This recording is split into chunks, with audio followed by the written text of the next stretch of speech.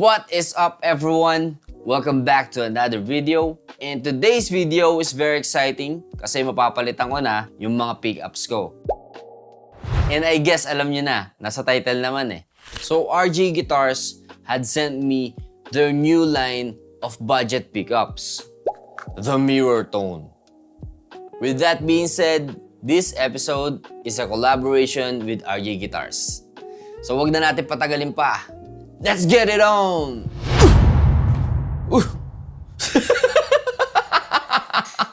Kung naka-budget guitar ka, you already know this. The biggest weakness has always been pwedeng-pwede na yung body, pwedeng-pwede na yung neck.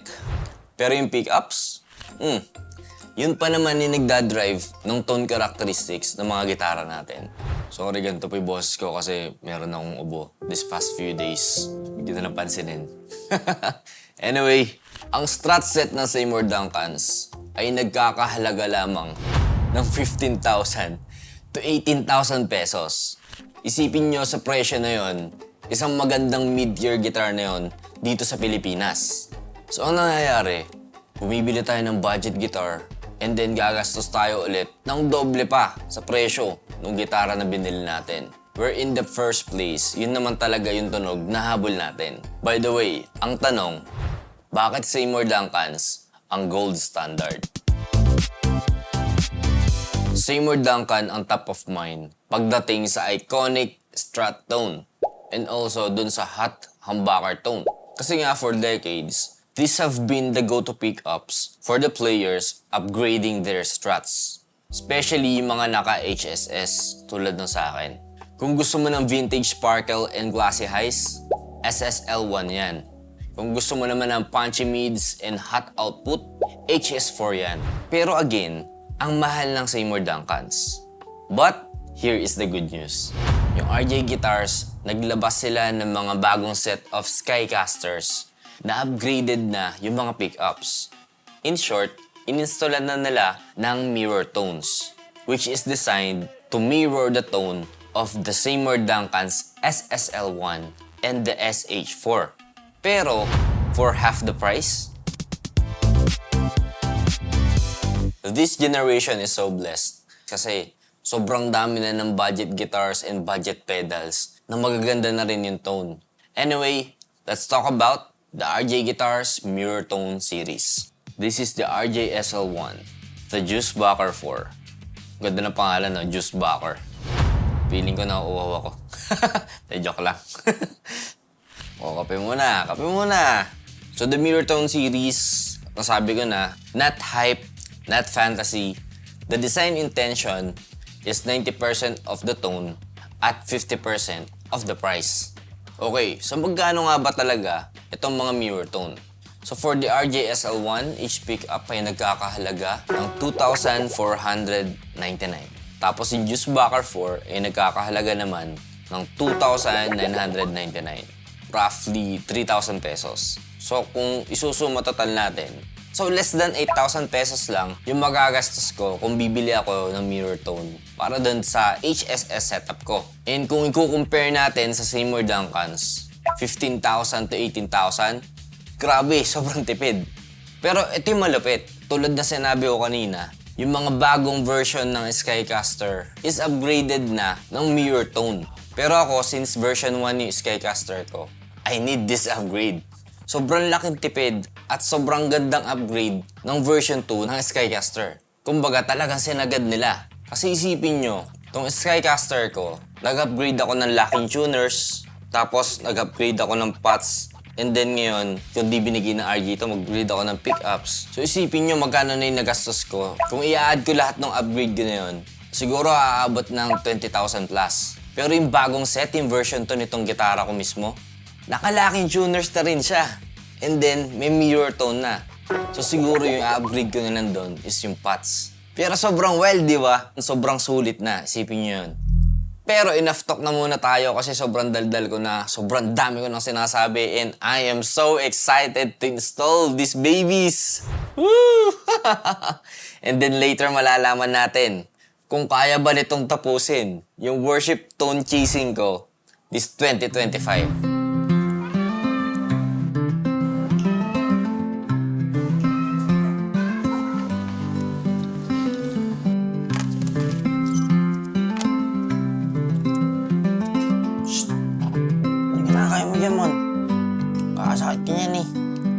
Ano yung kinakain mo?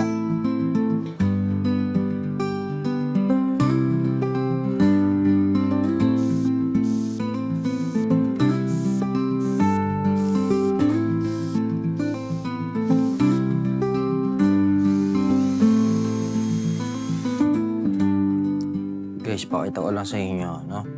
Kung magpapalit kayo ng pick-ups or mirror tone, tandaan nyo, Black and white sa neck, red and black sa middle. Alright? Yun lang.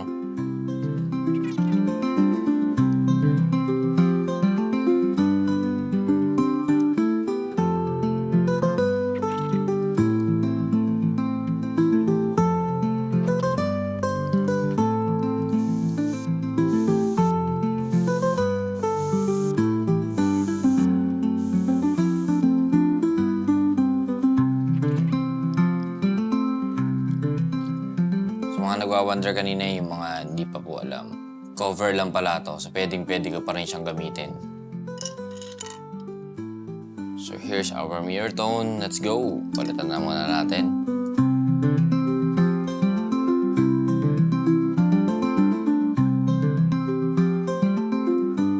Tapos ito namang sa humbucker. Para malagay niyo yung cover na yan, tatanggalin niyo na yung hinang na yan. FYI! By the way, my guys, if interested po kayong bumili ng mirror tone, meron pong introductory offer ang RJ Guitars. So kung bibili kayo ng So kung bibili kayo ng mirror tone, available na po siya sa any RJ Guitar Center stores. Free installation na rin siya. Pero ang sabi sa akin, hindi pa daw available yung nakalagay sa gantong container. Ganito siya, tapos i-install na lang sa gitara nyo. So kung di kayo mahilig or hindi pa kayo marunong maghinang, you're safe. Balikan nyo na lang after 4 hours or something. Anyway, yun lang. Back to the video.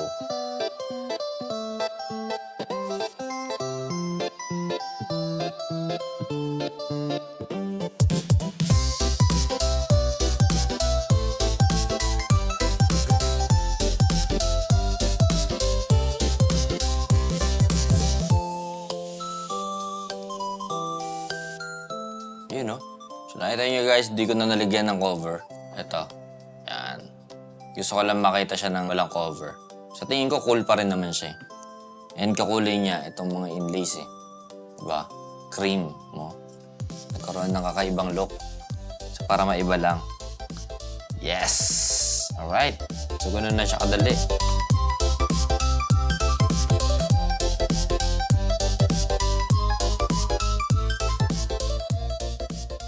Okay, moment of truth. Try na muna natin ang neck pickups.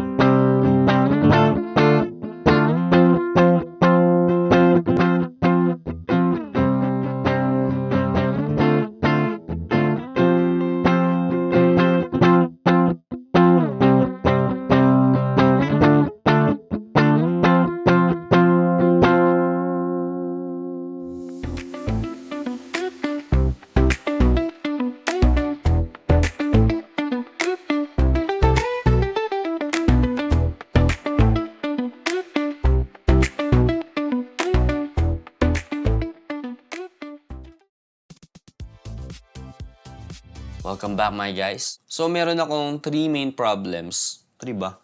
Hindi. Meron akong 2 main problems sa stock pickups.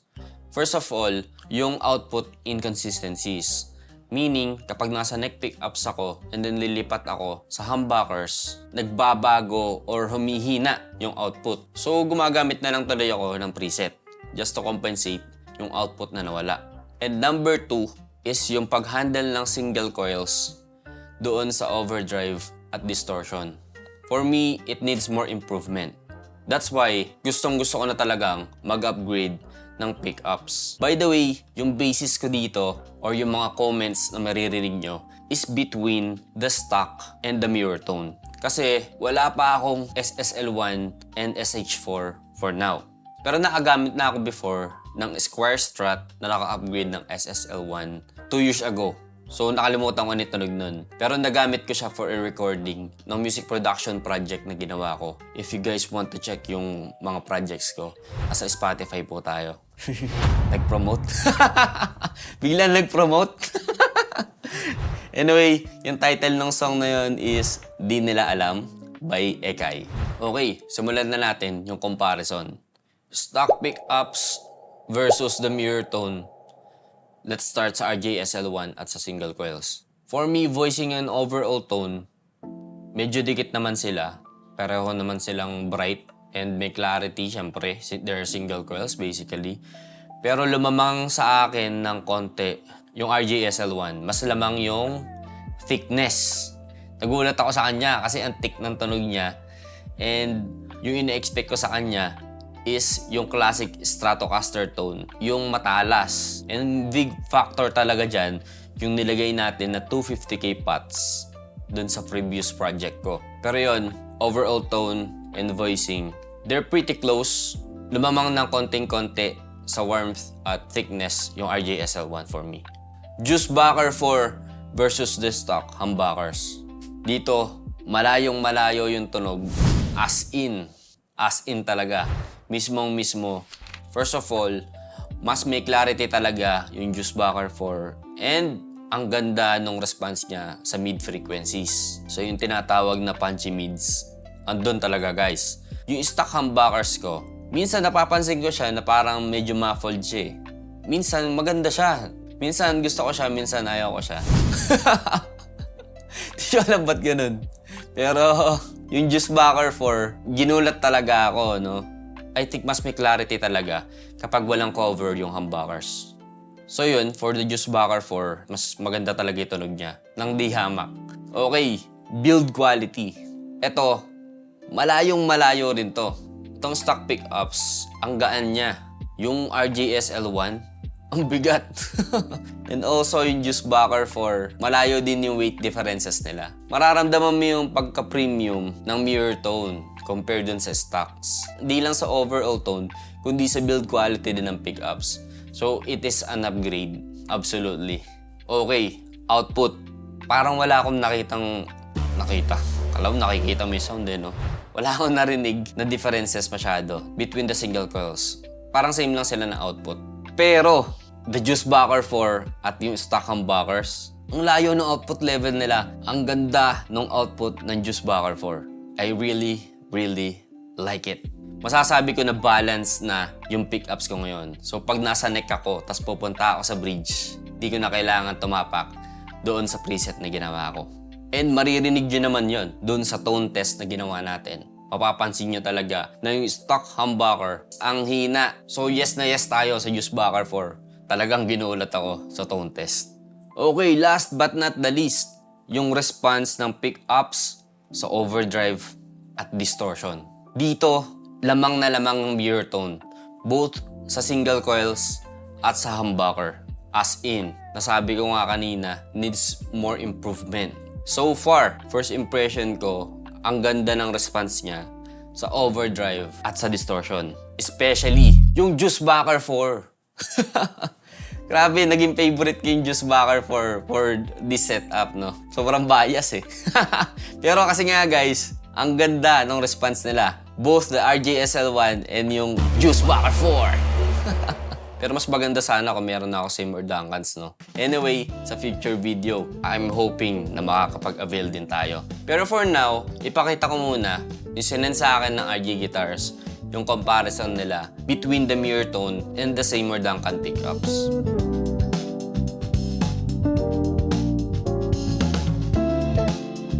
So based dito sa graphs na to, makikita natin na very close talaga yung frequencies.